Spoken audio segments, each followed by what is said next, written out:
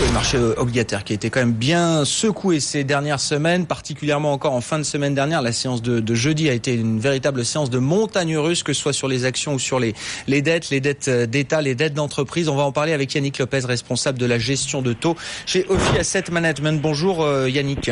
Bonjour. Bon, de votre point de vue, là, quand vous voyez les mouvements très violents qui ont eu lieu sur le marché obligataire, vous dites quoi? C'est une normalisation un peu violente d'une situation qui n'était pas normale, à savoir un taux zéro sur le 10 ans allemand, ou est-ce que vous dites, tiens, il y a un risque peut-être que ça dérape et que les banques centrales commencent à perdre la main? La situation des taux à zéro, je ne sais pas si elle traduit une normalité. Est-ce que les banques centrales ont perdu la main? Je pense pas.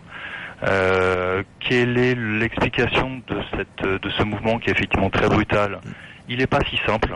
Il n'est pas si simple à expliquer. Je pense qu'il traduit surtout et avant tout ce qu'on a déjà mentionné, à savoir une liquidité sur le marché obligataire, et y compris sur la dette souveraine, qui finalement est assez faible, et donc qui amplifie les mouvements. Donc on a eu effectivement des mouvements, et notamment jeudi, très très violents, mais amplifié aussi par l'absence de liquidité sur ces marchés. Maintenant, les banques centrales, est-ce qu'elles perdent la main?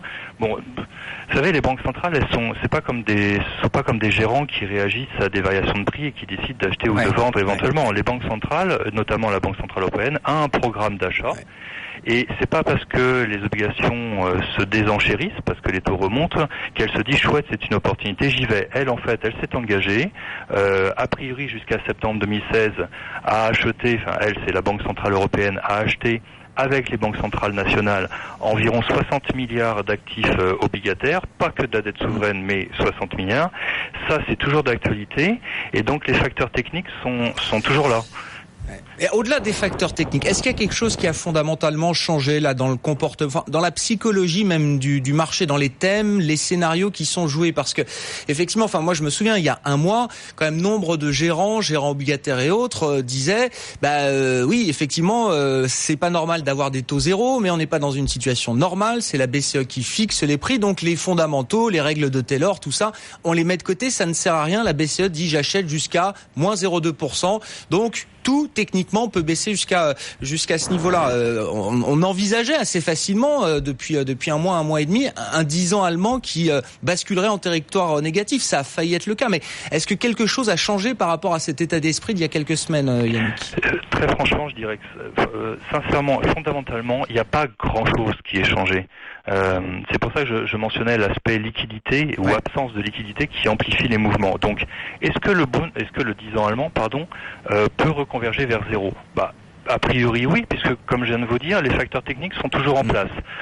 Jusqu'à preuve du contraire, la Bundesbank et la BCE doivent racheter pour 110 milliards d'obligations souveraines ou quasi-souveraines allemandes d'ici à la fin de l'année, alors qu'il n'y en a à peine que 25 milliards nets qui vont arriver sur le marché. Donc les facteurs techniques sont toujours là. Est-ce que la courbe va donc rebaisser? Les facteurs techniques sont toujours là, donc pourquoi pas? Maintenant, vous savez aussi bien que moi que les marchés financiers, c'est pas que de la robotique, c'est aussi beaucoup de psychologie. Donc, est-ce qu'il y a des choses qui ont changé? Bon, il y a quelque chose qui a un peu changé quand même, mais c'est pas nouveau, ça date pas de la semaine dernière, mais vous avez pu voir que suite à des statistiques américaines un petit peu plus faibles, le dollar s'est désenchéri. Vous avez pu voir que concomitamment à ce désenchérissement du dollar, les matières premières et notamment le pétrole s'est enchéri, donc a remonté environ 40% de hausse sur le baril. Et concomitamment à ça, vous avez pu voir que les anticipations d'inflation en Europe ont remonté. On est sur des niveaux de 1,80. Et donc, logiquement, la courbe des taux, dans ces cas-là, lorsque vous avez des anticipations d'inflation qui remontent, a tendance à se quantifier. Tout ça, ça existe depuis 2 mois. Qu'est-ce qui a fait que ça se déclenche? On a une statistique en Europe où on nous a dit, ça a fait la une, ça y est, la zone euro est sortie de la déflation parce que elle a affiché 0 de CPI en year-on-year.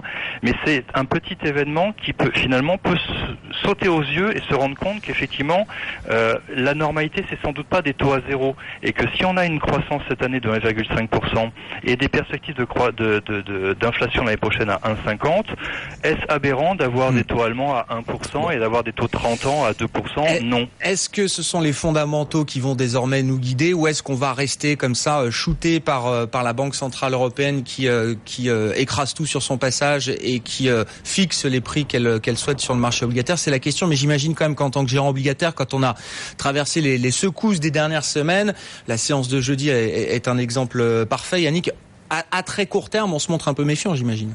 Mais on est extrêmement méfiant, il faut être extrêmement humble. C'est-à-dire que avoir une prévision claire sur les taux d'intérêt à court terme, j'ai envie de dire, c'est extrêmement compliqué parce que vous avez effectivement des banques centrales qui restent extrêmement dirigistes, très présentes. Des discours qui sont pas toujours très clairs au niveau de la Fed, par exemple, un coup le chaud, un coup le froid. Et puis derrière des fondamentaux qui nous disent que effectivement il y a peut-être eu de l'exagération à envoyer les taux si bas. Je vous rappelle que le 30 ans allemand est allé voir 0,50. Donc là finalement, si vous regardez la séquence, si vous regardez le plus bas qu'on a vu il y a 3 semaines à peu près, et si vous remettez en août. Pourquoi en août? Parce qu'en fait c'était juste avant un discours de M. Draghi à Jackson Hole. Je vous invite à le reprendre, qui s'inquiétait sur le décrochement des anticipations d'inflation. On n'a fait que la moitié du chemin. Donc, si on se dit que finalement le scénario déflationniste en Europe est en train de s'effacer, est-ce qu'il y aurait scandale à retrouver une courbe qui était celle que l'on avait en août dernier? Peut-être pas. Auquel cas, il y a encore 50 points de base à prendre environ sur le 10 ans allemand et presque 100 points de base sur le 30 ans.